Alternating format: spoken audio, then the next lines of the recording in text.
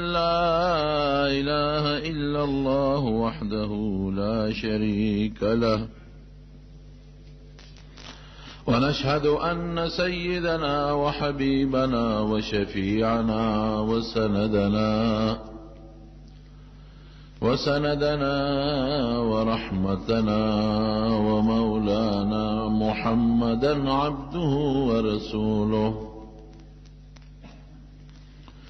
أما بعد فأعوذ بالله من الشيطان الرجيم بسم الله الرحمن الرحيم وقل يا أهل الكتاب تعالوا إلى كلمة سواء بيننا وبينكم ألا نعبد إلا الله ولا نشرك به شيئا ولا يتخذ بعضنا بعضا أربابا من دون الله وإن تولوا فقولوا إنا مسلمون.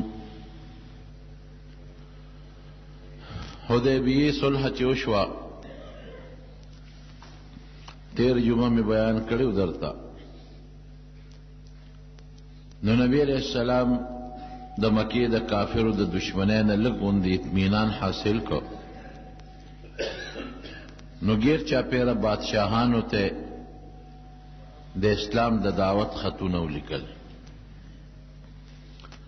لکه د نبی علیہ السلام د نبوت مقصد ام دقو چې خلق د الله رشتونی بندگی تا وحدانیت تا دا اللہ یوالی توبلی نو تردغ شپگم ہجرے پورے خو جگڑے وے دا مکی دا مشرکانو سرا او پا مدینہ کے دا یہودیانو سرا نو پیغمبر علیہ السلام دیتا نوزگار شوے چی صلحو شو نو فارغ شو نو دے فیصلو کا چی کم گیر چا پیرا بادشاہان دی غیت خطونو لیگی چی دی مسلمانان شی اسلام دا اللہ خکل دین دے او دے دا پارا اللہ دا خپل پیغمبر رو لے گا چی خلق پا دی خشتخ کل دین کی شامل شی دا دنیا جندم خکل شی پا اسلام کے دا دنیا جندم خشتی او دا خیرت زندگیم دا دی خلق و خشی او دا اللہ سر جوڑ پیدا شی دا اللہ دا دشمنین بچ. نبی علیہ السلام چه کل خطون لیگل شروع کل نو چاورتوی چه سیب دا بادشاہان خط علمانی چه مہر پہ لگی دلی نیو مہر جوڑ کا دا غیر پارا نبی علیہ السلام یو مہر جوڑ کا دا سپینو زرو پا گوتا کے سوک دا لرگی مہر جوڑائی دا غی مہر پا دے گوتا کے دا سپینو زرو گوتا واو پاگے کے کہ دا غمی کمزے کی خلق لگئی پا دیزے کی پا کدا الفاظ دکلی جو محمد رسول اللہ صلی اللہ علیہ وسلم لاند محمدو برا پی رسولو دا غی دا پاسا اللہ دے یو مہر شو دے جوڑ کا دا گوتا دا حضور پاک نا پس دا حضرت ابوبکر صدیق سره برکتی شو حضرت ابوبکر صدیق نا پس دا حضرت عمر سره او دا حضرت عمر فاروق رضی اللہ عنہ نا پس دا حضرت عثمان رضی اللہ عنہ سره او بیا پا قبا سره خوا کیو کوی دی بیر اریس وتوی دا حضرت عثمان رضی اللہ عنہ نا پاگا کوی کی پریوتا دیر تکلی و پسیو کو پیدا نشوا تروسا پوری غیبه دا دا مہر حضور پاک جوڑ کا او لنبے خط دروم بادشاہ تولے گا ہرقل دا غنمو دروم بادشاہ اگت خط لے گا دا روم اغا زمانہ کی دا سے لکا او دے زمانہ کی امریکہ و روسیو مضبوط طاقت و سپر طاقت چوتا ہوئی دا دو غٹ طاقتو نو یو تبے فارس وے او بل تبے روم وے دا دوه غټ طاقتونه وو. د فارس د بادشاه ته به کسرا وی او د روم د بادشاه ته به قیصر وی. د فارس د بادشاه د هغوی دین مجوسیت و هغوی به د اور عبادت کو، او د روم بادشاه او د رعیت چې و د عیسایانو، اگر چې دین یې برباد شوی و، چې عیسی علیه السلام ته خدای وی، چا د خدای زوی ورته وی، دین یې ګډوډ شوی و. نو د دې دواړو حکومتونو نیم علاقه یو د لاندې و، نیم وطن د بل لاندې و، او د دواړو منځ کې به جګړې وې، لوی دشمنۍ به وې، کله د یو په علاقه به قبضه کېده او کله به د بل په علاقه قبضه کېده. نو دې د روم د بادشاه د عیسایي د کسرا بادشاه باندې حمله وکړه او ډېرې علاقې یې ترې ونیولې. نو ده دا نظر کړی و، منښته یې کړې وه، وی که خدای پاک مالا د فارس په دې بادشاه په دې کسرا فتح راکړه، نو زه به د روم نه پیاده ځم بیت المقدس ته، هلته به 2 رکعته لمونځ کوم. فتح چې کله حاصله شوه، قرآن شریف کې هم دې ته اشاره شوې ده، الف لام میم غلبت الروم وهم من بعد غلبهم سیغلبون. الله ویلو دا یو وخت کې فارسیان لږې شو، رومیانو له شکست ورکړه، الله وی دی به د خپل بدل اخلي، دی ته به خدای غلبه ورکوي. دقه غلبه ورته حاصله شوه. نو چې غلبه حاصله شوه د روم د بادشاه د هرقل ځان سره لښکر وزیران مشیران واغشتل او لړ بیت المقدس ته چې 2 رکعته نفل پکې کو. حضور پاک ته پته لګېدلې وه چې دا بادشاه خو بیت المقدس ته تللی دی. نو یو صحابي له خط ورکه، وی دا به یو سه د بیت المقدس د علاقې چې کوم گورنر دی حارث ابن ابو شمر، حارث ابن ابي شمر غسانی، هغه له به دا خط ورکې، ابي هرقل له ورکې. خط یې کوم صحابي له چې ورکه، د هغه نوم و دحیه کلبي رضی الله عنه. ډېر ښایسته و، ډېر خوبصورت و، دومره ښکلی و چې دی به کله په لاره ته نو په مخ به روبن اچو، لکه زنانه چې څنګه روبن استعمالوي. ولې چې هسې نه زنانه را له مخې له راځي او په ما څوک عاشقانې نه شي، څوک په فتنه کې مبتلا نه شي.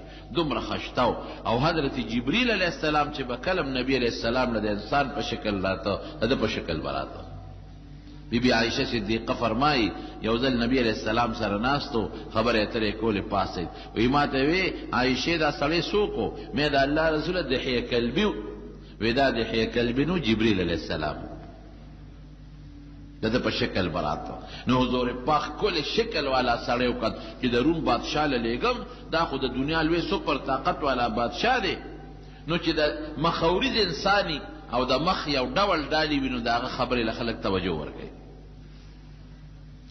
خط یې ورکه دی لاړ، او د پیغمبر علیه السلام د هدایاتو مطابق چې د بصرا د دغه علاقې کوم گورنر و حارث غسانی، هغه له خط ورکه، وی دا خط ما ته نبی علیه السلام را کړی دی چې دا بدله ورکړي، دی به بادشاه له رسوي. ځکه بادشاه ته نیغ په تیغه رسېدل هم ګراني، او غټ بادشاهان دا خپل دغه هم ګڼي، بېعزتي ګڼي چې یو نیغ په نیغه وله څوک خط راوړي. گورنر صاحب هغه خط واغش حارث، او خط هرقل له ورکه. هرقل دغه وخت کې ما تاسو ته بیت المقدس کې د شکریې د 2 رکعاتو لمونځ دپاره راغلی. هرقل ته وایي چې صاحب دا یو سړی دی په عربو کې، او هغه د پیغمبرۍ دعوه کړې ده، یو استازی را لېږلی دی او دا خط یې ورکړی دی، که ستاسو خوښوي نو دا خط تاسو له درکړم. ویې راکړه، وایي دا سړی راوغواړه.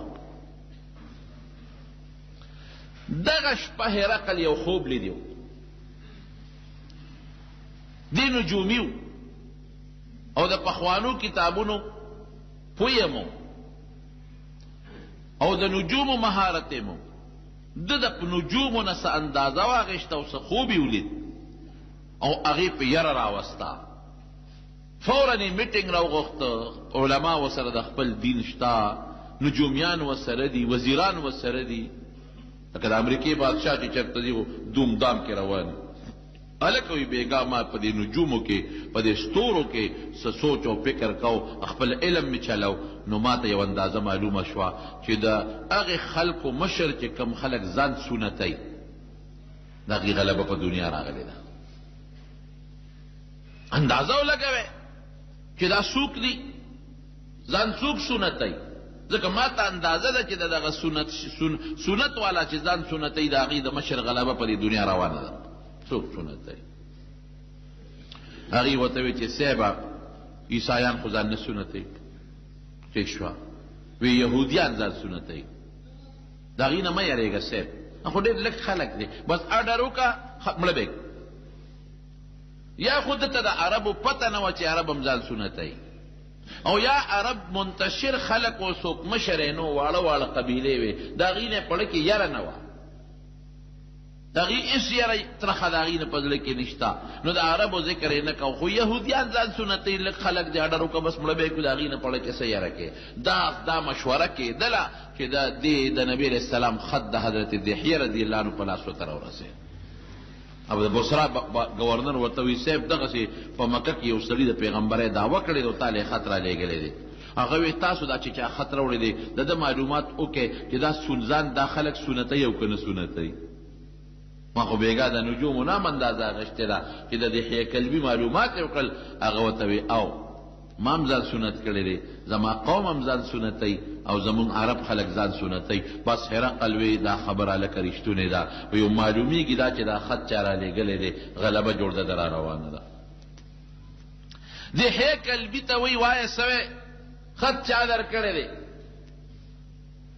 دا وروڼو د شپږمې هجرې ذوالحجه ده او تقریبا د اوومې هجرې محرم شروع کېدو والا دی. خط چا درکړی دی؟ دحیه کلبي ډېر هوښیار و، مخې هم خشته و، ښکلي و، جامه باندې هم خشته و، ده توجه هم ورکړه. وی بادشاه سلامت، یو خبره درته مخکې زه کوم بیا دله خط در کوم. بادشاه هوښیار و، وی وایه څه وی؟ وی صیبه دا خط به ګورې فیصله په جذباتو کې نه کوې.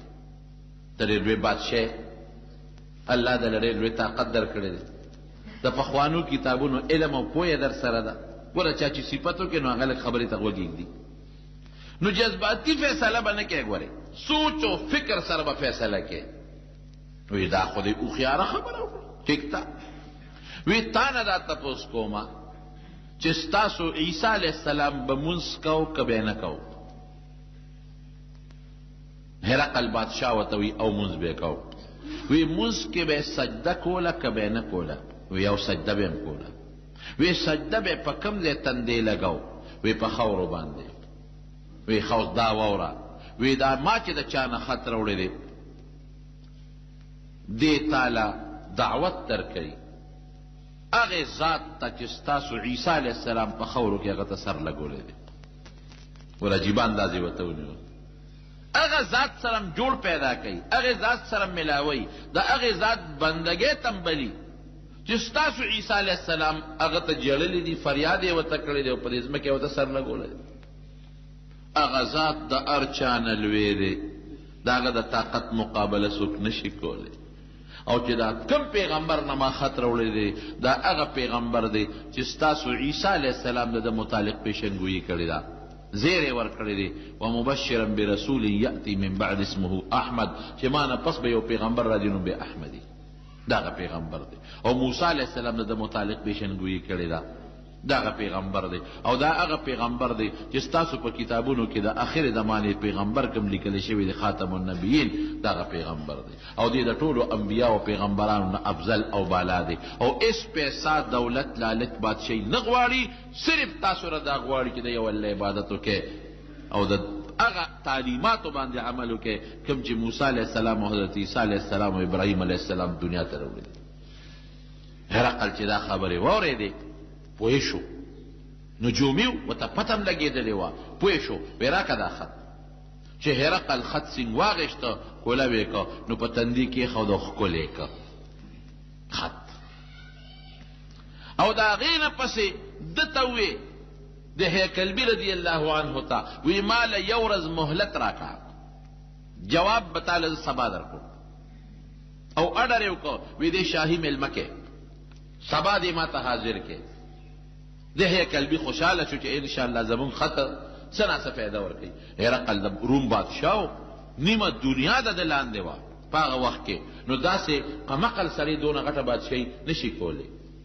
هغه فوراً خپلو خلکو ته ووي هلکه وایي په دې شام علاقه کې بیت المقدس دا علاقه به پخوا ټولو ته به شام وي، دا فلسطین او لبنان او دا چې نن اسرائیل دي دې ټول علاقې ته به شام علاقه وي. وی دلته چې ته د دې پیغمبر د قوم خلک خو نشته، ځکه د دې پیغمبر متعلق معلومات کوم، ځکه دا چې خط چا راوړی دی خو دنه خو که تپوس کوم د دې خو امتي دی نو دې خو به چې ما ته هم د هغه صفتونه به کوي راته، دې به ما ته ممکن ده چې رښتیا خبره ونه کړي. د قوم څوک شته که نشته؟ حضرت ابو سفیان رضی الله عنه دا حدیث نقل کوي، بخاری کې شته او په نورو کتابونو کې شته. حدیث ته هرقل ورته وایي. هغه هم د نبي علیه السلام سره چې دې د مکې د کافرانو سردار و دغه وخت کې چې صلح وشوه نو د یو قافله شام ته بوتله، ځکه دا شپږ کاله جنګونه نو د مکې د خلکو قافله شام ته نه وتلې، یریدل چې مسلمانان په لاره کې زمونږ په قافله حمله ونه کړي. جوړه شو، پیغمبر علیه السلام هم خطونه لیږل شروع کړل او دم تجارتي قافله شام ته بوتله، ځکه مکه کې خو جوار غنم یا هغه زمانه کې فصل سبزي نه کېدله، ټول سیسټم به په تجارت روانو. د قافله بوتلې و شام ته. چا ورته وی او صاحب یو قافله شته او د قافلې کې هم د دغه پیغمبر د قوم مشران خلک دي، ویری ولی مالا یې خو بادشاه فورا یې حاضر کړل. چې حاضر یې کړل دربار ته وی رانږدې یې کې رانږدې یې کړل، وی هغه پرونی د پیغمبر خط چې راوړی دی هم راولې هم راوستو. حضرت ابو سفیان وروسته دا واقع ذکر کوي، دغه وخت کې خو د ټول مکې او د ګردونوا د مشرکانو مشر دی، د حضور پاک مقابله کې ولاړ دی. ابو سفیان وایي چې مونږ یې نږدې کړو، بالکل ځان ته مجلس کې، مجلس ډک دی د وزیرانو نه او د مشیرانو نه او د علماو د عیسایانو نه ډک مجلس دی. بادشاه په خپل تخت شاهي پکې ناست دی. مونږ یې ځان ته نږدې کړو، ترجمان یې راوغوښته ځکه زمونږ ژبه عربي وه او د دې هرقل ژبه فرنګي دا مونږ چې ورته وایو انګریزي، فرنجي، یوناني، یونان والا انګلیش و، دا یو خو د امریکې او د برطانیې والا دی، دا یوناني ژبه ده، د انګریزۍ ته لږه نږدې دا ژبه وه. ترجمان یې راوغوښت، وی دومره هوښیار و چې وی زه یې مخکې کړم او زما قوم یې رستو کړ. وی تاسو رستو شئ او دا ابو سفیان چې کوم پکې مشر دی دا را مخکې کې، او دی ما نه رستو ځکه کېنول چې هسې نه دوی یو بل ته مخامخ ناست دي نو په اشارو مشارو کې یو بل ته څه خبرې ترې ونه کړي چې داسې ووایه داسې ووایه مه وایه ووایه، دا ټکي اشارې ونه کړي. نو دی یې مخکې کړ او قوم یې رستو کړ او قوم ته وله څه وایي ترجمان په واسطه قوم ته وله وایي چې ستاسو د ابو سفیان نه زه د اخري زمانې د پیغمبر څه معلومات اخلم، نو که دې دروغ وایي ګورې ما ته ووایه چې دې دروغ وایي. هسې نه د دروغ وي او تاسو پې چپ پاتې شوئ نو ګورې که ما ته پته بیا ولګېده سزا به ټول ورکړو. ابو سفیان وایي یاره که دا یاره نه وي چې دا قوم هسې نه زما خبره دروغجنه وګڼي چې دا دې دروغ ویلي دي، وایي دروغ به مې ویلي یریدم که د دروغ ویم نو هسې نه شاته مې لوی قوم دی او هغوی یریږي د هرقل نه او ووایي چې صاحب دا ټکې پکې دروغ ووایي، به مجبوره شو. نو هرقل د ابو سفیان نه د پیغمبر علیه السلام متعلق لومبې تپوس کوي. لومبې تپوس دې څه کوي؟ وی کیف نسبه فیکم، دې د کم نسب خاوند دی؟ نبی کریم صلی الله علیه وسلم نسب یې څه دی؟ ابو سفیان ورته وی هو فینا ذو نسب عظیم، لوی خاندان سره صاحب تعلق لوی تعلق، خاندان یې لوی دی. دی ولې وویل دروغ نشي ویلی؟ یو د یریږي د مرګرو نه چې مرګري مې ونه وایي چې دروغ یې وایي، که وایي چې بېکاره نسب یې دی. او دویم د ابو سفیان نه هرقل مخکې تپوس کړی وی ستا څه کېږي دا هلک چې د پیغمبر یې دعوه کړې ده؟ وی دا زما قریبي رشته دار دی، قریبي رشته دار دی. نو دروغ ګیرې کو، دروغ ویلیم نشي چې دا بېکاره نسب دی، هلته کې ځان یې ورسره په نسب کې شریک کړی دی، بیا خو ردم خرابېږي.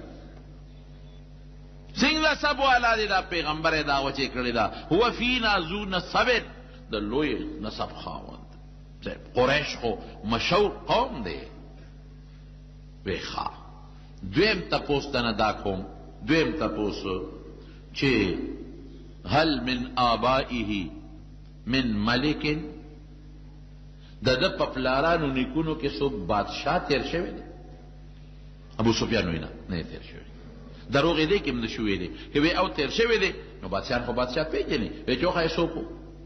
غږ یې نشو کولی. دریم تپوس ته کوي وی ستاسو په قوم کې بل چا د ده نه مخکې د پیغمبرۍ دعوه کړې ده؟ د نه مخکې بل چا د پیغمبرۍ دعوه کړې ده؟ ابو سفیان وی نه ده کړې. دې کې هم دروغ نشو ویلی. که وی کړې ده وی تپوس به یې ته کوو چې څوک و؟ سړی خو نه وکړه، چا خو دعوه نه ده کړې. بیا تې تپوس کوي هل کنتم تتهمونه بالکذب قبل ان یقول ما قال. وی د دې پیغمبرۍ د دعوې نه مخکې تاسو په ده د دروغو څه تهمت لګولی؟ دروغ ویل خو وروستو خبره ده، هسې د دروغو تهمت.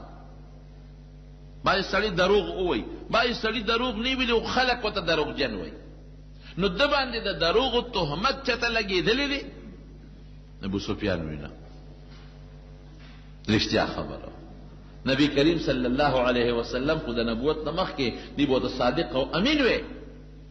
دروغو تهمت نشتا، چې تهمت نشتا الزام پرې دروغو نه دی راغلی، خو دروغ یقینا نه دی ویل. وی ښه یو بل تپوس ته نه کوم هل کان یقدرو دوکې چېرته کړې ده؟ یاره صیب دوکې هم نه ده کړې، دوکه باز سړی نه دی تېر شوی، ده چېرته دوکه نه ده کړې. ولې که وی چې دوکې کړې ده نو ده به ترې خامخا تپوس کو کوم ځای کړې ده، چا سره یې کړې ده؟ جواب به سره نو. نو ابو سفیان وی یو ټکي مې پکې وردن نه کا. وی ما وی چې یاره اوس مو سره صلح کړې ده، نږدې مو سره صلح کړې ده. په صلح کې موږ یو شرط لګولی دی چې د یو بل په دوستانو که زموږ دا دوستان چې د یو بل سره جنګ کوي نو موږ به مرسته نه کوو. نو زموږ دوستانو د هغه په دوستانو حمله کړې ده او زموږ بعضې ملګرو ورسره مرسته کړې ده. نو یریږو چې دوکه را سره ونه کي او موږ نه اوس انتقام وانلي. هرقل ورته وایي چې دوکې بنیاد خو تاسو یې ښودلی دی، هغه خو نه دی ښه، تاسو ولې د خپلو ملګرو مرسته کوله؟ وی دا ټکې مې پکې وی خو هغې کې م خړ شوم. بیا دې تپوس کوي بل تپوس وی اشراف الناس اتبعوه ام ضعفاؤهم. څوک چې د ده امتیان دي ملګري دي هغه مالدار او داسې لوی خلک دی او که کمزوري خلک دی؟ وی نه کمزوري خلک دی. په اعتبار د اکثر کمزوري دا کبرجن نه دي، لکه ابوجهل نه دی، عتبه نه دی، شیبه نه دی. ځکه لوی خلک دی بل چا تابعداري نه کوي، ځان چاته نه ښکته کوي. غریبانان خلق او درمیانه زندگی والا خلق هغوی حق ته ګوري. هر څوک چې مشر دی غټ سړی د رکوټي پسې شاته نه دی چې یاره دی خو غریب دی او کمزور دی پسې به زه شاته ځمه. یاره وی کم دغه دي د عام درمیانه، تاسو چې میډل کلاس خلق ورته وایه، درمیانه طبقې والا خلق. وی دا ملګري زیاتېږي که کمیږي؟ ایزیدون ام ینقصون؟ وی نه زیاتېږي. او ښکاره دی که دروغ ویلی نشو، ملګري زیات شوي دي. بیا تپوس ته کوي وی چې دې ملګرو کې یو سړی په اسلام کې داخل شوی دی نو چېرته واپس کافر شوی مرتد شوی دی؟ هل یرتد احد منهم؟ یو کس د دوی نه مرتد شوی دی سختة لدینه. خو ګورې د دنیا په لالچ نه، د ښځې په لالچ نه چې د ده د دین بدي شي واپس ته تللی دی بعد ان یدخل فیه. هغه وی نه، یو قسم د ده د ملګرو نه ایمان نه دی پرېښی، واپس شوی نه دی. بیا دې تپوس کوي وی هل قاتلتموه؟ څه جګړې مګړې مو سره راغلي دي؟ وی او. وی کیف قتالکم ایاهو؟ وی جنګ هم څنګه او ګټه تاسو کړې ده که هغه کړې ده؟ وی صاحب کله مونږ او کله هغه. ګټه دوی نه ده کړې، خو اسې وی اصل کې احد کې د حضور پاک او یا کسان شهیدان شوي دي. نو ما خو تاسو ته چې دا خو د دوی ګټه نه ده، ګټه دې ته وایي چې څوک میدان پرېږدي. میدان چېرته مسلمانانو نه دی پرېږدي. وی او بس کله دې ګټه کوي او کله مونږ ګټه کوو. وی ښه یو اخري تپوس درنه کوم بما یأمرکم، حکم درته څه کوي، څه وایي درته؟ وی دې وایي چې د یو الله عبادت وکړئ، د ګڼو مه کوئ، منځونه را باندې کوي، منځونه کوئ، زکاتونه ورکوئ، صدقې ورکوئ. دا راته وایي. وی نور درته څه وایي؟ یاره وی دا راته وایي چې پاک دامن ژوند تېروئ، رښتیا وایئ، دروغ مه وایئ. وی دا خبرې دي. وی خو اوس ورته غوږ کېږدم. وی ما لومبې تا نه تپوس وکړو چې نسب یې څنګه دی تا وی د لوی نسب خاوند دی نو پیغمبر خدای په مضبوط نسب کې پیدا کوي دی نښه د نبوت شوه دویم تپوس مې دی نه وکړو چې د په پلار نیکه کې څوک بادشاه تیر شوی دی که نه تا وی نه دی تیر شوی نو ماله کې دا وه چې که پلار نیکه کې څوک بادشاه تیر شوي نو دې د پلار نیکه د بادشاه د اغېشتو دپاره دا یو لاره جوړه کړې ده پیغمبر یې دا وکړه پلار نیکه منصب ته خلک ځان رسوي نو تا په خپله وي چې پلار نیکه کې څوک بادشاه نه دی تیر شوی دریم مې درنه تپوس وکړو چې ستاسو قوم کې څوک پیغمبر تیر شوی دی تا وی نه دی تیر شوی ما وی ځکه کیدای شي که څوک بل څوک پیغمبر تیر شوي نو دی به هم د هغه په تابعدارۍ کې ځان نه پیغمبر جوړول غواړي دا وجه هم نشته بیا مې د نه بل تپوس وکړو چې د دروغو چېته تهمت پې لګېدلی دی که نه تا وی نه نو لکه ویمه چې عامه معاشره کې خلکو ته دروغ نه وی نو په خدای به څنګه دروغ ووایي چې وایي چې د پیغمبر یم او پیغمبر نه دی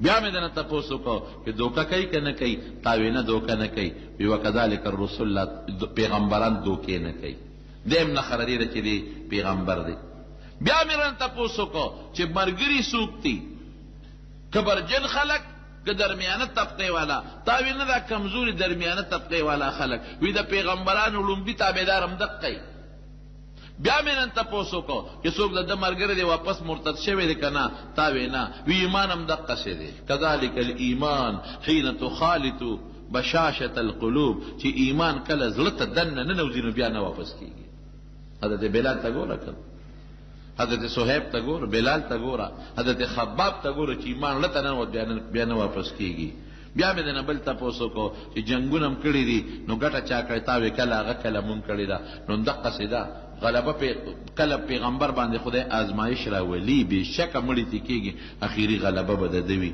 بیا مې د نه تپوس وکړو چې څه حکم درته کوي تا وی ایمان او زکات او صدق او پاک دامني راته ښیي وی د پیغمبرانو تعلیمات هم دقه دي نو هرقل دغه ځای کې اوس څه وایي فإن كان ما تقول حقا اے ابو سفیانه چې ما دنه کم تپوس وکړو تا جواب راکړو او دا دې ته رښتیا ویلي فسیملک موضع قدمی هاتین دې ځای ته به دغه سړي بادشاهي را رسېږي زما قدمونه چې کم ځای پراته دي دلته به یې بادشاهي راښکاره کېږي وی زما داس یقینو چې دې زمانه کې اخر زمانې پیغمبر روزي دا مې خیال نو چې دا به په عربو کې پیدا کېږي پته ولګېده چې دا د آخر زمانې رښتونی پیغمبر دی او دی پیدا شوی دی او بیا څه وایي ارمان لو كنت عنده لغسلت عن قدمه وی که زه دې وخت کې د دې پیغمبر په خوا کې ناست وی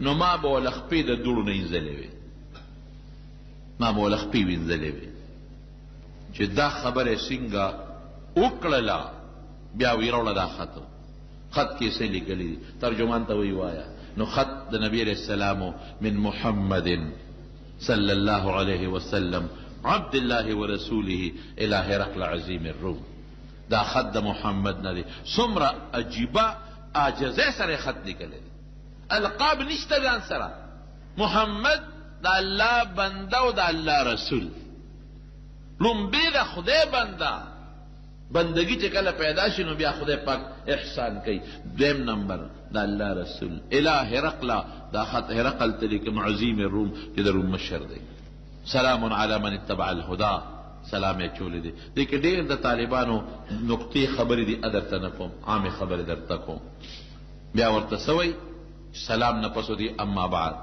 فإني أدعوك بدعاية الإسلام د اسلام دعوت ته در کوم اسلم مسلمان شه تسلم محفوظ بشي دنیا کې به محفوظ شي آخرت به دې خوش اسلم مسلمان شه تسلم محفوظ بشي فإن توليت او که ایمان ته اسلام ته دې شا کړله فإن عليك اسم اليريسيين نو ګوره د دې قوم ټول وبال ستا په سر ته پسه پرېوځي ټول قوم وبال ستا په سر ته پسه پرېوځي ځکه د دې د ایمان رکاوټ هم تش وی او بیا ورته د قرآن شریف یو آیات لیکلی دی وقل یا اهل الكتاب تعالوا الى كلمة سواء بيننا وبينكم اے اهل کتاب عیسایانو یوې خبرې ته رجوع کې هغه د ټولو پیغمبرانو مشترکه خبره ده څه دي الله نعبد الا الله چې موږ به صرف د الله عبادت کوو ولا نشرک به شیئا شرک به نه کوو نه به شرک په عبادت کې کوو، بندګي به د یو الله کوو، نه په عقیده کې به شرک کوو، نه به عملي شرک کوو، هېڅ قسمه شرک به نه کوو. ولا يتخذ بعضنا اربابا او یو بل ته به خدایان نه وایو. خدایان څه؟ یو ځل حضرت عدی ابن حاتم رضی الله عنه د نبی علیہ السلام نه تپوس وکړو، وی قرآن شریف کې خو راځي چې عیسایان یو بل ته رب وایي، اتخذوا احبارهم ورهبانا هم اربابا من دون الله. نو موږ خو بل چا ته رب نه دی ویلي، وی چې دا خپل مولیان د تکوي چې دا حلال دي حلال یې ګڼئ او دا حرام دي حرام یې ګڼئ، داسې کوي؟ وی دا رب شو کنه. دا حلال او د حرام مالک څوک دی؟ یو الله دی، بل څوک نه دی. نبی علیہ السلام خو دا الله حرام مونږ ته بیانوي او دا الله حلال مونږ ته بیانوي. فإن تولوا که تاسو دا دې خط ته شا کړله نو بس دا دونه گویو کې چې مونږ مسلمانانو تاسو پیښې خدای پیښ خط چې کله لسته نو دا دی کې د هرقل د بادشاه رور ولاړو پیښ صاحب دا خو ډېر بې ادبه دی دا چې خط رالیږلی دی، وی خپل نوم یې مخکې کړی دی او ستا نوم یې وروستو کړی دی. هرقل چپ وی که دی د آخرې زمانې پیغمبري دی د دې قابل دی چې خپل نوم مخکې کړي او زما نوم وروستو کړي. وی ګوره عیسی علیه السلام ته د خدای تپوس دی د عیسی علیه السلام متعلق لږ وکړه، د عیسی علیه السلام متعلق وی ستاسو پیغمبر څه وی؟ وی هغه وی چې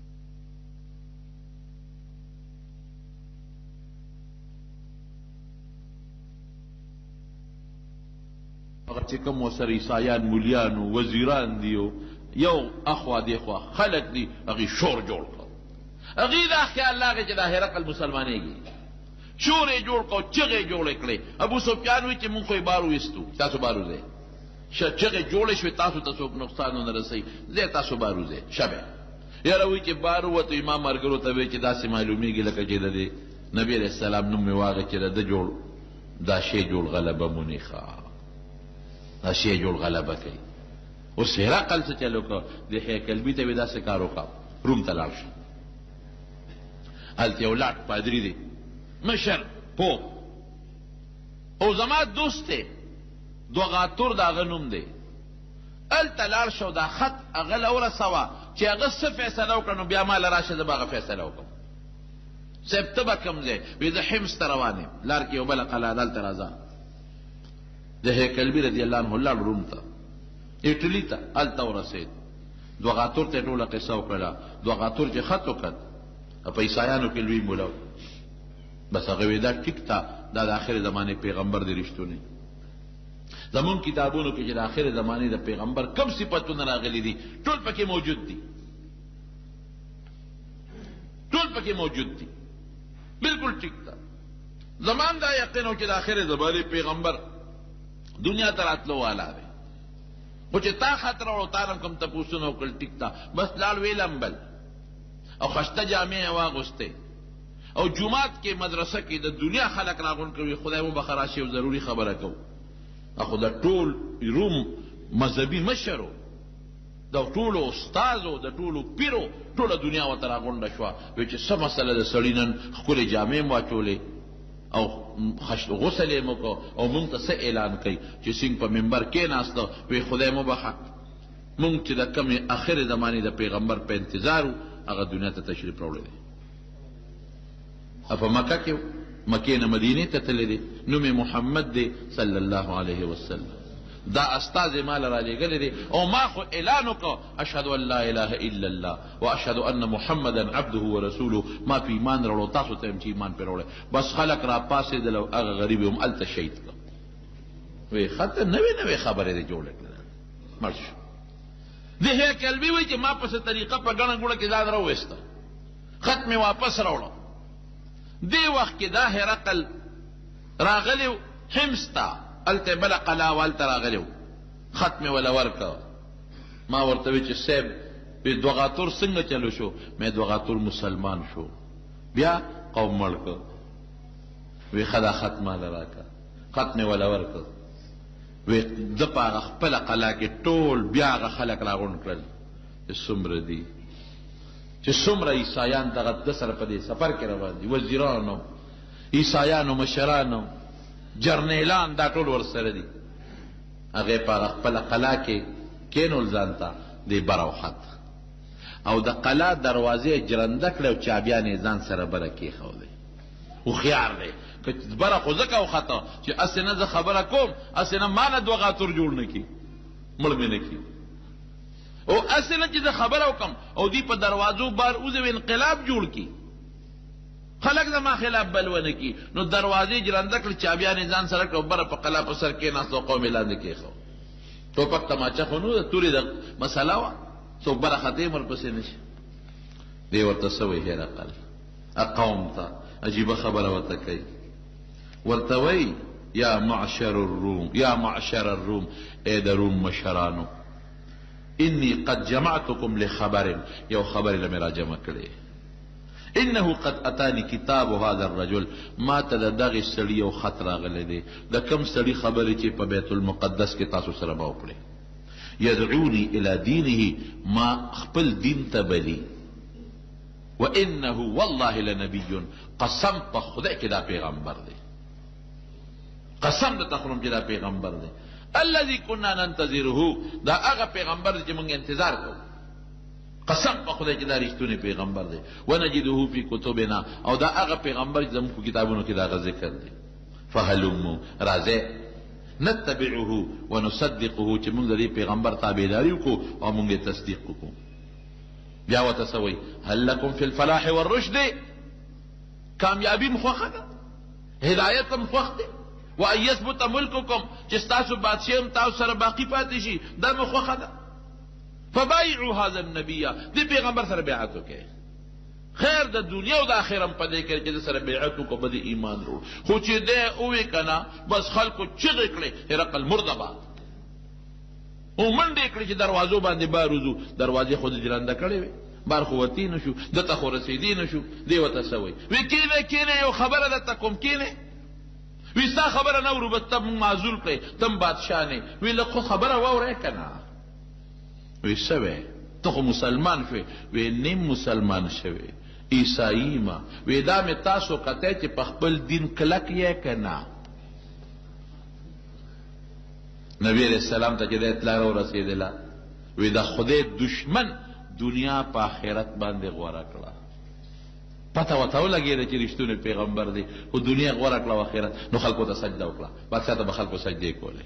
بیا هرقل زنده به هغه خط هرقل ځان سره وساته، پټکي کې به یې ګرځو، دې پټکي کې، او بیا ورته د اتي د اډوکي نه یو صندوق جوړ کړو، د اتي د غاښ نه، د اتي غاښ قیمتي دي، هغې نه صندوق جوړ کړو، هغه صندوق کې ورکړو، او بیا ورته د سرو زرو یو صندوق جوړ کړو، هغه په هغې کې پروت و، او زوی له یې ورکړو چې مړ کېده، وی بچې تاسو سره به وي، که ته مړ کېدې خپل زوی له به ورکې، دا خط به د خپلې خزانې نه جدا کوې.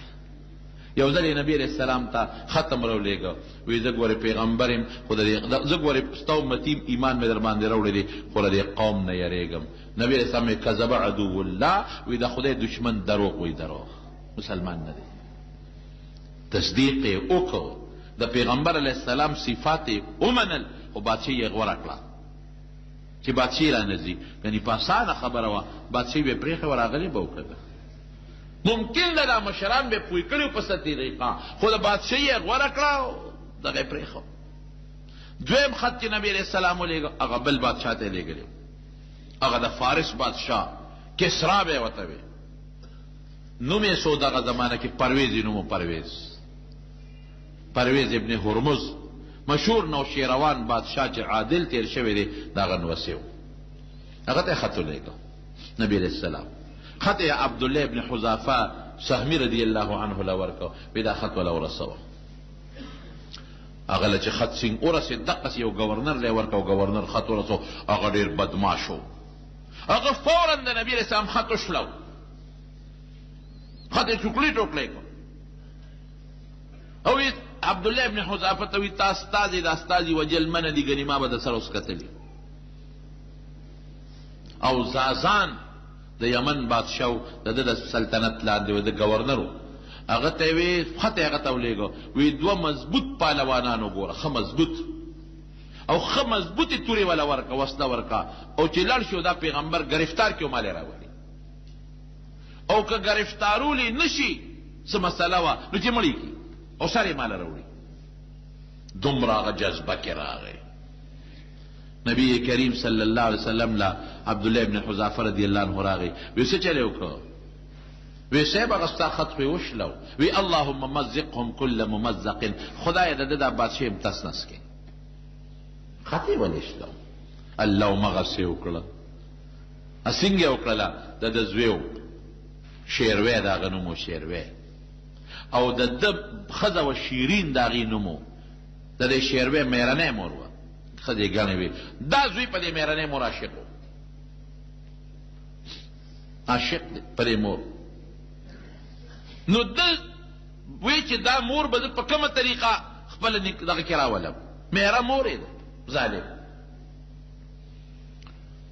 نو هغه دا چل جوړ کړ چې دا پلار چې دی نو دا په څه طریقه مړ کړم،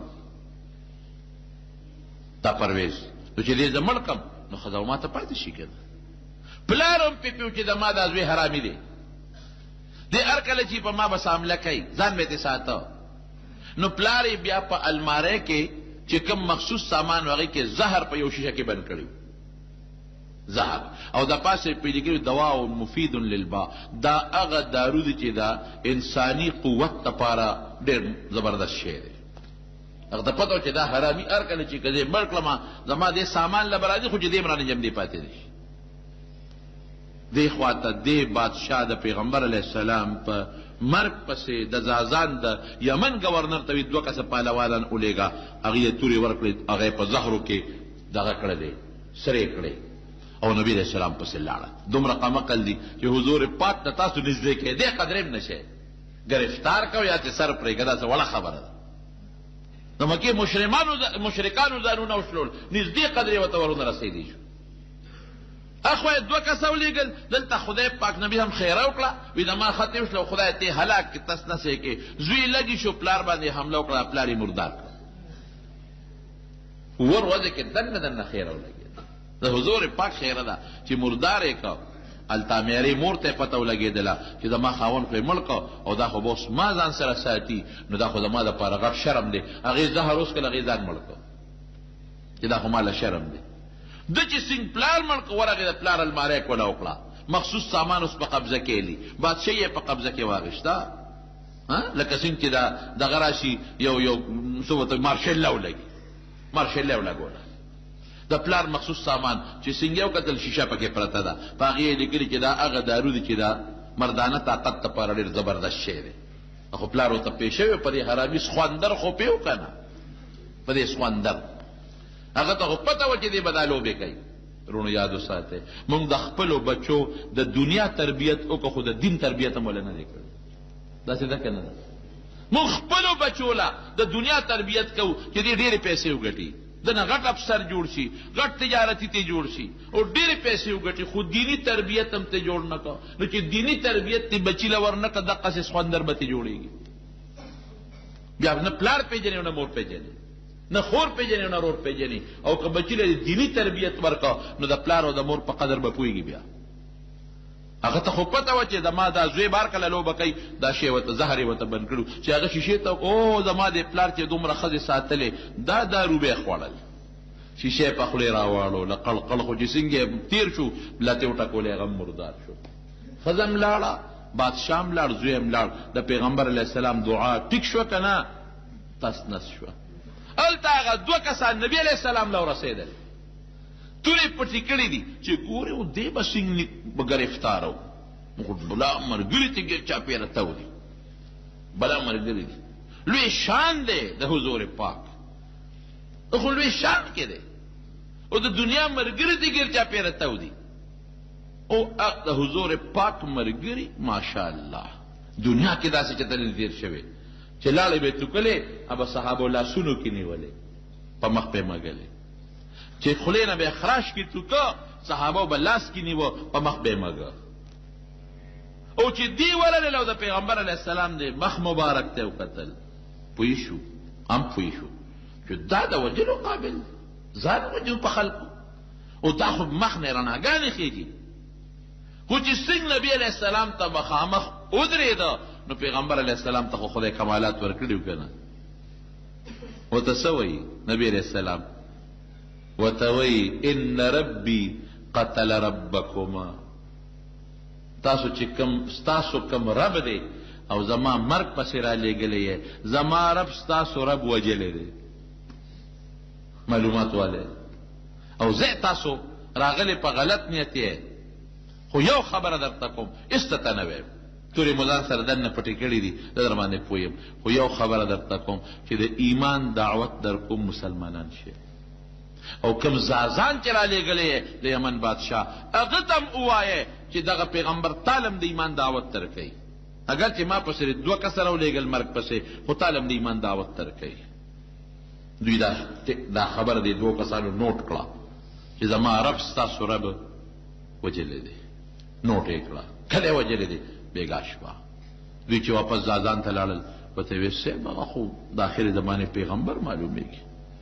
دغه مخ خو څه بل شان رڼا کوي دغه اندازه داسې ده د دې وجود نه پته لګي چې دا رښتونه دي او بل داسې ملګري دي چې خو په هغه ځان قربانوي او موږ ته علم وایي چې تاسو په جامو کې تورې پټې کړې دي دیم راته ووایي دا د پیغمبر صاحب معجزه به وه دیم راته ووایي او دیم راته ووایي چې ستاسو رب چې دی زما رب ستاسو رب وجلی دی وی دا څنګه خبره کوي او موږ ته هم د ایمان دعوت راکړو او زازان د یمن گورنر تا ته هم د ایمان دعوت درکړی هغه ودرېږه معلومات کړو چې دا خبره رښتیا ده که دروغ ده چې معلومات یې ورکړل بعینه دقه وخت کې دغه شیروی لګېدلې وخت خپل پلار یې وجلی بادشاه د فارس بس زازان مسلمان شو گورنر د یمن سره د ټولو خلکو مسلمان شو او هغه 2 کسان چې هغه کوم هم خدای پاک مسلمانان کړل او د فارس د بادشاه نه بادشاهي لاړه ختمه شوه لور یې بادشاه کړه زامن یې نه نبي اسلام ته چې اطلاع راولېږله وی اهل فارس خو جینۍ مشره کړله وی لا یفلح قوم ولوا امرهم امرأة وی چا چې ښځه مشره کړه دا قوم به چرې نه کامیابېږي خبره خلاصه شوه بادشاهي لاړه تسنس شو د حضرت عمر فاروق رضی الله عنه په زمانه کې فارس هم د مسلمان په قبضه کې راغی بادشاهي د نبی علیہ السلام هغې ته ورسېدل او د هرقل هغه خبره چې کړې وه چې که دا رښتونې پیغمبري نو بادشاهي به زما د قدمونو له رارسېږي همغسې وشوه شام د مسلمان قبضه کې راغی مصر د مسلمان په قبضه کې راغی یمن د مسلمان قبضه کې راغی دا د عثمان رضی الله عنه زمانه کې ټول روم او دغه علاقې د مسلمان په قبضه کې راغی نور خطونه هم نبي علیہ السلام لیږلي دي نجاشي ته یو خط لیږلی دی د حبشې بادشاه ته هغه ته خط ولېږه خط یو صحابي له ورکړ او د نجاشي ته یې ولېږه دا د حبشې بادشاه و ډېر ښه سړی و هغه عجیبه انداز کې دی خط چې کله نجاشي ته ورسېد پیغمبر علیه السلام ورته ډېر ښکلی خط لیکلی و ځکه د نجاشي بادشاه سره مسلمانان اوسېدل د مکې نه مسلمانانو هجرت کړی و حبشې ته دې بادشاه ډېر زیات قدر د مسلمانانو کړی و ډېر نبی علیہ السلام ورته ویل چې ته خو اول د خدای حمد ادا که خدای بادشاهي درکړې زه ستا شکریه ادا کوم چې زمونږ مسلمانان درغلي دي او تا سره په حبشه کې پراته دي او تا هغوی له امن ورکړی دی د هغوی د قدر کړی دی د هغوی د احترام کړی د هغوی د عزت کړی دی زه د خدای رسول یم او د خدای بنده او تا له دعوت در کوم ته مسلمان شه او د عیسی علیہ السلام متعلق زما دا سوچ دی ما ته خپل الله وایي د عیسی علیہ السلام چې دی د خدای بنده دی دی د خدای زوی نه دی او نه خدای دی رښتونی دین چې کوم د عیسی علیہ السلام او د موسی علیہ السلام هغې ته تاسو رابلم بس هغې نجاشي بادشاه چې خط سینګ ولوسته ملګري راوغوښتل ملګرو ته یې وویل چې دا د آخرې زمانې پیغمبر دی بلکل رښتونی دی تاسو چې هر څه کوئ خیر هم په دې کې دی چې د تابعداري وکړو او مونږ په ده باندې ایمان راوړو زمونږ په کتابونو کې چې د آخرې زمانې د پیغمبر کوم صفتونه دي ټول پکې موجود دي دویمه خبره پکې نشته ګوره سړی مخلص و نو خدای نجاشي هم مسلمان شو د حبشې بادشاه او چې څومره د قوم رعیت و هغه ټول مسلمانان شو او بیا نبی کریم صلی الله علیه وسلم ته یو خط راولیکو او خط کې لیکلي چې د الله رسوله ته زما نه اگر چې لرې زه ستا نه لرې خو بلکل ستا دعوت ما ومنه او تا باندې ما غایبانه ایمان راوړو زما ټول قوم په ته ایمان راوړل او دې کې څه یره نشته دا مونږ خالص د خپل زړه مسلمانېږو زمونږ زړه دا وایي زمونږ کتاب دا وایي زمونږ معلومات دا وایي چې ته د خدای رښتونی پیغمبر یې او زه خپل زوی درلېږم زوی سره 50 کسان کړل او بلا تحفې تحایف یې ورکړل چې دا نبي علیه السلام له ولېږې څه وینځې مولا ورکړلې وي دا به نبي علیه السلام له ولېږې اتفاق دا چې هغه کښتۍ په دریاب کې غرقه شوه او دی ورته ویلي په خط کې لیکلي و چې که ستا زه خو دلته بادشاه یم روی رعیت په غاړه دی نو که ته اډر کوې نو زه به دا هر څه پرېږدم ستا خپله به درشم نبي کریم صلی الله علیه وسلم ته چې د هغه خط رسېد ډېر زیات خوشحاله شو دعا یې وله وکړله او خوشحاله شو ډېر زیات او ورته چې نه د خپل رعیت سنبالوه دلته مه راځه بیا دغه نجاشي بادشاه اصحمې نوم اصحما دی بیا وفات شو نبی کریم صلی الله علیه وسلم صحابو له په مدینه منوره کې اطلاع ورکړه وی نجاشي د حبشې بادشاه اصحما وفات شوی دی او ما ته جبریل علیه السلام ووی که ته په جنازه کې چې دا کټ درته رانږدې کړم نو راځئ چې جنازه پې وکړو نو پیغمبر علیه السلام مخکې شو صحابه ورپسې شاته ودرېدل او حضور پاک په هغه غایبانه جنازه وکړله دا غایبانه جنازه ګورې په شریعت کې نشته ښه ډېر صحابه په داسې ځایونو کې وفات شوي دي چې د جنازې هم څوک نه نبي هم په جنازه نه ده کړې او که ته به په نجاشي خو یې کړې ده نو هغې کې حدیث موجود دی چې جبریل علیه السلام ورته وویل چې زه درته دا کټ را مخامخ کومه نبي علیه السلام وایي ما ته یې کټ را مخامخ که ما لیده تاسو نه لیده نو دا گویا کې غایبانه نه شوه مخامخ په مخامخ په حاضر جنازې کړې ده او دعا یې موله غوښتلې ده دغه خطونه اوس هم شته نجاشی والا خط ام محفوظ پروت تے هرقل والا خط ام محفوظ پروت تے او کم خط چې دا فارس بادشاہ د نبی هم اوشلو ام محفوظ پروت تے خو یاره هغه چې کم خط دی نو ټوټې شوی داسې مقوقس بادشاہ ته د مصر بادشاہ ته د یمن بادشاہ ته مختلفو بادشاهانو ته نبی کریم صلی الله علیه وسلم خطونه ولېږل بعضې پکې خدای مسلمانان کړل بعضې پکې کافر پاتې شو د اسلام طریقام دقه ده چاله به په خولې دعوت ته ایمان ورکوي چاله به د خط په ذریعه ورکوي چاله د کتاب په شکل کې به ورکوي نو دا شپږمه اومه هجره دا د نبي علیه السلام د خطونو وه خدای پاک مسلمانان ډېر زیات کړل دې سره اسلام ډېر زیات خور شو او بیا د هغې نه پس په اومه هجره کې د یهودیانو چې کوم لوی ګړو خیبر هغه فتح شو خیبر کې ډېرې غټې قلاګانې وې هغه پکې فتح شوې او د خیبر یهودیان هغه پکې تابع شو د نبی علیه السلام اسلام او ایمان خو یې راونړو محرم 7 هجره کې خو بس بهر کیف تابع شو ځمکې د مسلمان په قبضه کې راغلې باغونه د مسلمانانو په قبضه کې راغلل حضرت صفیه رضی الله تعالی عنها دا د خیبر د یو حیی ابن احتب لوی یهودي و د هغه لور وه هغه په غنیمت کې نبی کریم صلی الله علیه وسلم ته ورسېدله مخکې یو صحابي له دې ضحیه له نبي علیه السلام ورکړې وه خو دا خفه وه وی د ما پلارم په دې جنګ کې مړ شو رور مې مړ شو خاوند مې مړ شو نو د ما دا خوښه ده که ما د مسلمانانو بادشاه په خپل نکاح کې والي نو ښه به حضور پاک پې ډېره ښه ده نو ازاد یې کړه نو ستا خوښه ده ته ما ازاده کړې که خپل قوم سره پاتې کېږي هم دې خوښه ده او که ما سره په نکاح کې پاتې کېږي هم دې خوښه ده وی نه مسلمانه شوه مسلمانه شوې دا خو د خدای پاک ستا غوندې شخصیت ما له خاوند راکوي زه څه کوم په نورو خلکو مسلمانه شوه په دې مخې داسې یو داغ و سور غوندې داغ و چا یې تپوس وکړو یا داغ ده څه دی وی ده چې کله واده شم خاوند یې کنانې ابن الربیع و چې واده شم نو ما خوب ولید د شپې چې د مدینې نه یو سپومې اوچته شوه او د اسمان دینې مې ته ورسېدله او نیغه زما دې غېږ کې را پرېوته زما خاوند هم نجومي و او د پخوانو کتابونو پوه و ملا و نو ما مې خاوند ته دا خوب ووی وی هغه سپېړه اوچته کړو دې په دې مخ ښه مضبوطه ووالم دا داغ د هغې دی وی ما ته وی ته جوړ د مدینې د بادشاه د نکاح خوبونه یې نه وی ما چې دغه خوب مې لید څه خبر همقه خوب خدای رښتونی کړ د حضور پاک نکاح له خدای راوسته بیا د هغې نه پس 5مه هجرې مکه مکرمه فتح شوه. انشاءالله که موقوي آینده جمعه کې به د مکې مکرمې د فتح واقع درته بیان کړو. دا اسلام دپاره څومره محنتونه حضور پاک کړي، صحابه څومره کړي. یو صحابي موټر خو نه، لارې خو نه او نه جزو، هغه د مدینې منورې نه شام ته ځه، د شام نه روم ته ځه، څومره محنتونه یې کړي دعوت الله د خدای د دین د بلنې دپاره، څومره ګرځېدلي دي او بادشاهانو پسې تللي دي. یره به م وه چې بادشاه سے نه غصه شي مړ مې نه کي، لیکن نه په ځان پروا نه په مال پروا. د حضور پاک او د هغه د صحابو د محنت دا نتیجه ده، د هغې د دعوت او د تبلیغ او د محنت دا نتیجه ده چې نن اسلام الحمدلله دنیا په ګوټ ګوټ کې خور دی. موږ به هم نه پرېږدو، ښه د دین دعوت به موږ هم چلو، پرېږدو به نه. کافرو ته به هم چلو، مسلمان ته به هم تعلیم ورکوو. مسلمانان نن سبا کافر به یا مسلمانېږي یا به نه مسلمانېږي، خپله مسلمان د دین نه بدرهه شوی دی. فسق و فجور کې خلک مبتلا دی، په بربنډتوب کې خلک مبتلا دی.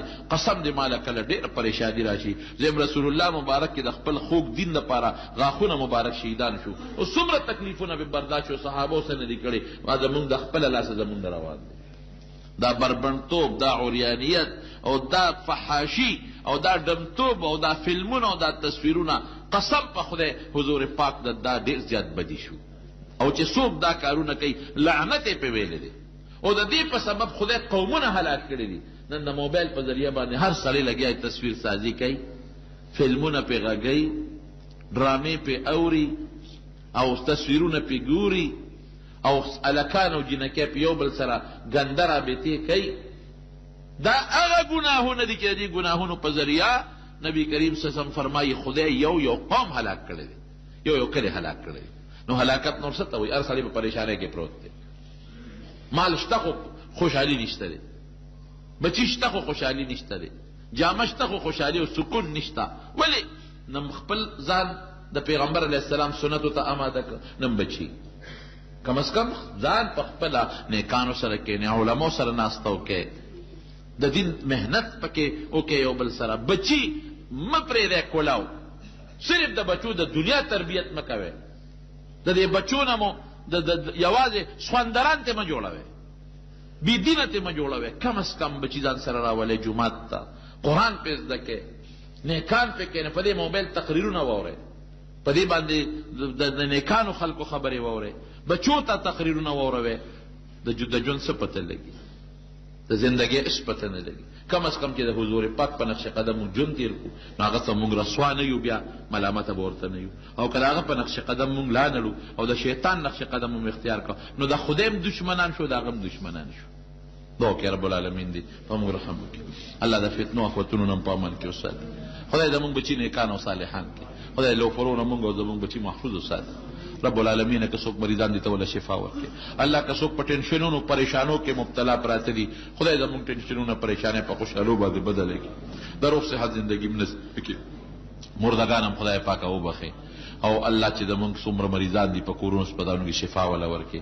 کم دوستان چې د منزله راځي، هر ځای نه چې راځي، دې ځای نه لرې ځای نه په یو قدم ولا اجر ورکړي. د زړه حاجتونه یې پوره کړي، پریشانونه وساتي. خدای زموږ د اتفاق جو نصیب کړي. خدای د مصیبتونو د دنیا او د آخرت نه په عمل کې وساتي. کاروبارونو کې رزق کې د ټولو دوستانو برکت واچي. د چا نوکرۍ نه ته ولا نوکرۍ ورکړي، د چا کاروبار نه کاروبار ولا ورکړي، چا کاروبار کې برکت نه کاروبارونو کې برکت پیدا کړي. خدای عمرونو کې برکت پیدا کړي. خدای د ښځو نرو مو د حیا او د عزت زندګي نصیب کړي. الله د جمعې مبارکه ورځ ده د حاضر مجلس کې چې د چا په زړه کې څه حاجتونه دي تا نه سوال کوو، خدای حاجتونه یې پوره کړي. خدای حاجتونه یې پوره کړي. الله حاجتونه یې پوره کړي. او خدای زمونږه او زمونږ د کشرانو د ایمان او د دین او د دنیا د ژوند او د مال او د اولاد حفاظت نصیب وګرځولې کې. اخر وخت کې په خپل دا کریمه نصیب کړي. لا اله الا الله محمد رسول